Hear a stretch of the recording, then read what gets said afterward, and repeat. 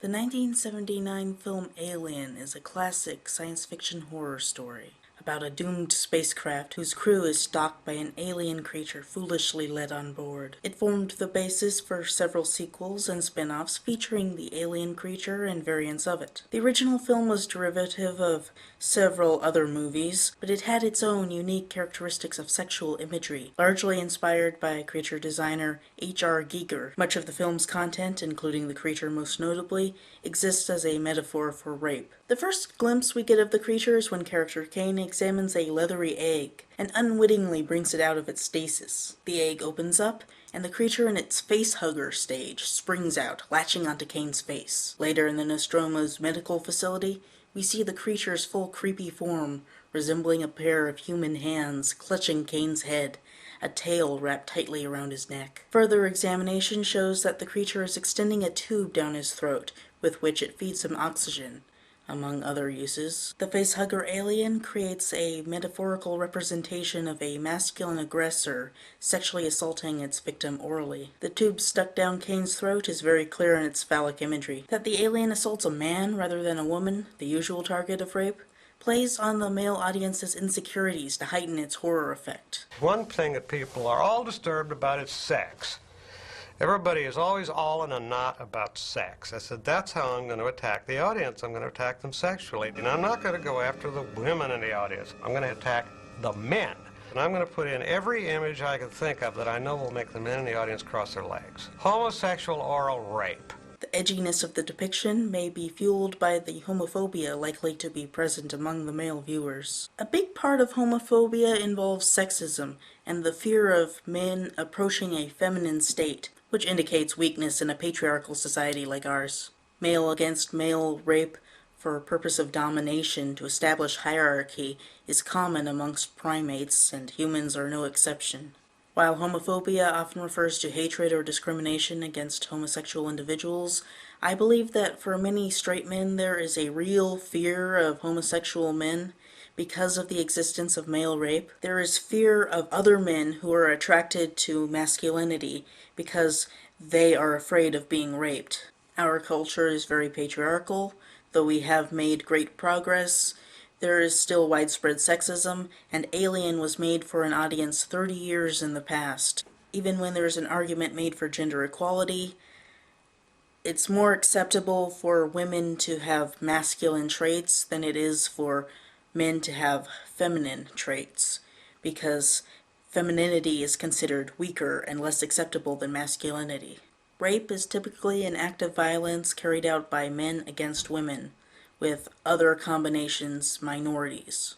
Because of this, the concept of a man being raped carries with it connotations of the man becoming like a woman, entering the weaker state. Male social interaction often involves mockery of males who are perceived as feminine, and this combines with rape to make what is already a horrible act become something worse through social stigma. Alien's metaphorical rapist facehugger creature draws its power to affect the audience from pre-existing social phenomena. The film is already filled with various depictions of sexual organs, both male and female, and the allusion to rape in the facehugger's assault falls in line with the film's theme of mixing femininity and masculinity. In the depiction of rape, the male victim Kane is transformed to a feminine state of weakness. The facehugger soon dies, and everyone assumes that the danger is over. They are prepared to go back into cryo for the journey home, but decide to have one last meal before then. Everything seems fine, and then Kane starts choking and hemorrhaging. Everyone tries to help as he flails around, and they hold him down against the table while he jerks violently. In a bloody spurt, another form of the creature, the chest burster, smashes its way out of his chest and then scampers off into the ship.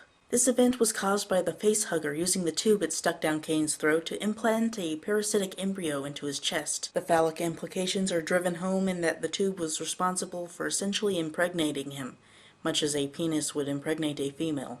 The rapist metaphor of the facehugger is continued, as is victim Kane's metaphorical femininity. The attack is shown to be brutal, and it is fitting that he then dies in the childbirth that results from the rape. What he gives birth to is not a human baby, however, but a creature as horrible as the initial attacker. Eel-like and possessing rudimentary characteristics of the adult head, The chest burster is very phallic shaped in terms of its whole body.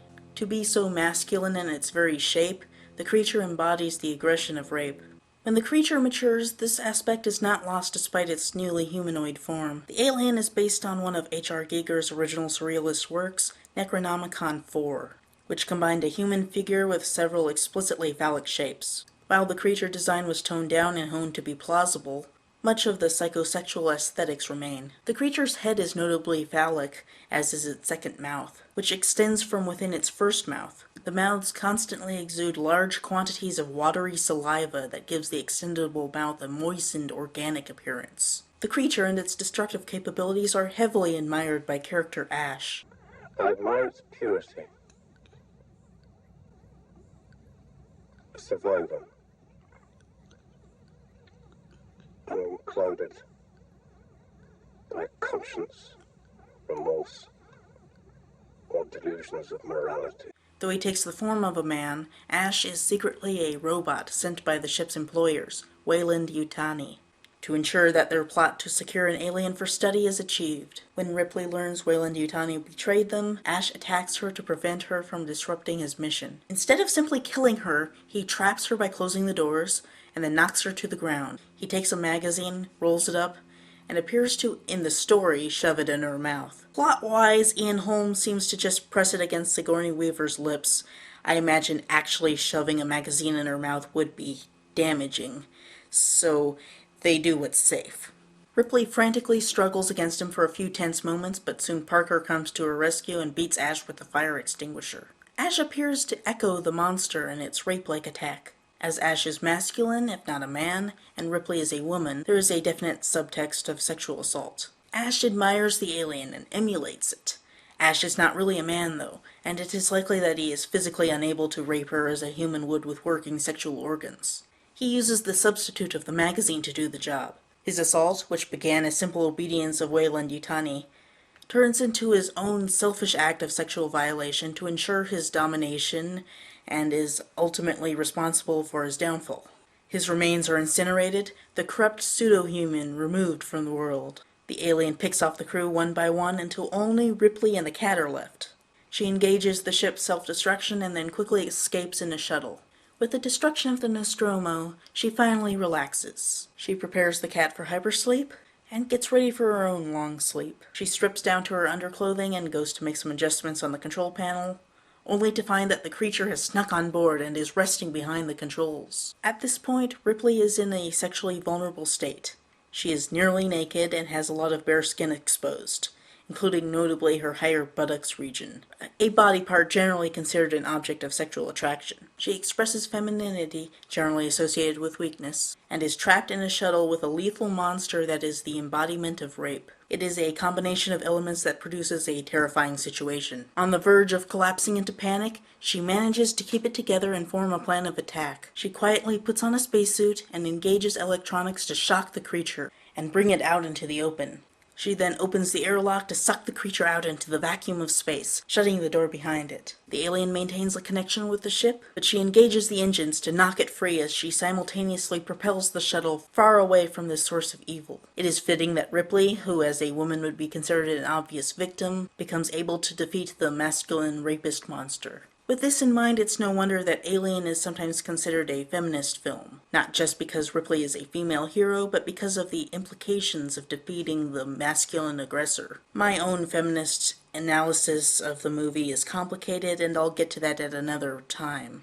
Taking comfort in the knowledge that the alien has been defeated, Ripley prepares for her own long hypersleep on the journey home. The movie Alien features many allusions to the subject of rape, as well as sex and gender in general. References to these cultural taboos were employed as a means to create fear and discomfort, most prominently of the creature. In space, no one can hear you scream, and the claustrophobic space brilliantly illustrates the kind of panic any viewer would feel at the idea of being trapped in a confined space with a homicidal rapist, or two. While the creature is obviously evil from its mere appearance, Ash is ostensibly a good person until he reveals that he isn't. The implications of the alien are a bit played down in the film's sequels, but Alien remains a haunting story as deeply human as it is alien.